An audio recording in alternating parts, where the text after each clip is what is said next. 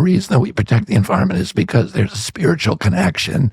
There's there's a love that we have. I got into the environment because I wanted, this connection to the fishes and the birds and the wildlife and the whales and the Purple Mountain's majesty. And that, I understood that the way, God talks to human beings through many vectors, through each other, through organized religion, through the great prophets, through the wise people, the great books of those religions, but nowhere with the kind of detail and texture and grace and joy as through creation.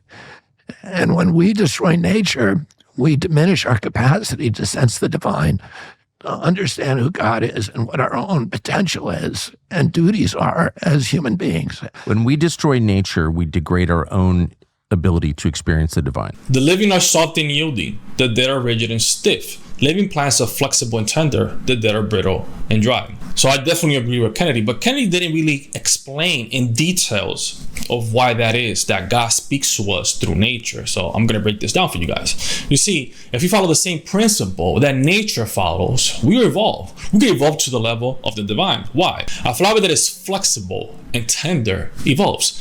And in the same way, a human being that is flexible mentally evolves, but a brittle or rigid flower or a rigid mind, it's easy to break. Why? Because it can't evolve. Look at water. Water doesn't discriminate, right? Water doesn't taste better or has more nutrients or is healthier for a Christian than it is for a Muslim. So God is letting us know by that he loves everyone unconditionally. It doesn't matter what religion you follow. It doesn't matter if you're gay. It doesn't matter if you're spiritual or you're a Christian or a Muslim, if you're a female or male, that God doesn't discriminate, that earth provides for everyone equally, no matter your race, no matter where you come from, no matter what part of the planet you're in. And in the same way, if we follow that same principle that nature follows, that we will be in harmony just like nature is in harmony. That's why Lao Tzu said, the supreme God is like water, which benefits all creation. And last, nature lets us know that we are all one. Why? Because we don't exist independent of nature, right? The human body is one with nature. Without trees, I don't exist. So even though I'm not physically attached to a tree, trees and humans are one. So we are all interconnected. We all other, right? Because nothing that I have comes from me. Everything that I have comes from others. All of the organized religions that we know of today, the central revelation of every one of those religions always occurred in the wilderness. Moses had to go into the wilderness to listen to hear God's voice and see the burning bush. He had to go to the wilderness of Mount Sinai to get the commandments. Muhammad who was a city boy from Mecca, had to go to the wilderness of Mount Hera on a camping trip with his kids and wrestle the angel Gabriel in the middle of the night and have the first stanzas of the surahs of the Quran squeezed from him. Buddha had to go into the wilderness to sit under and wander for years, and then sit under the Bodhigaya tree to get his first revelation of nirvana.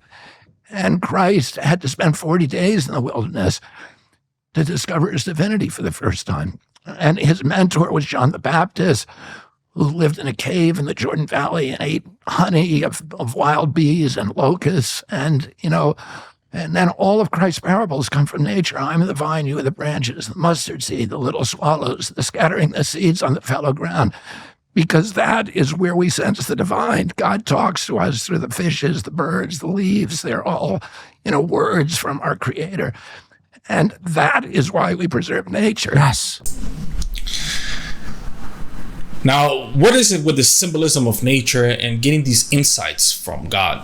You see, nature stands for stillness, for tranquility, where there's no thoughts. And when there's no thoughts, then you go beyond the identity and the ego, as Paul did in Galatians 2:20, when he says, I have been crucified with Christ, and it is I no longer that lives, but it's Christ that lives inside of me. So when you are crucified, meaning when your identity disintegrates with all concepts of the self, when duality dies, then God is able to speak through you, which I feel like God can speak through everyone.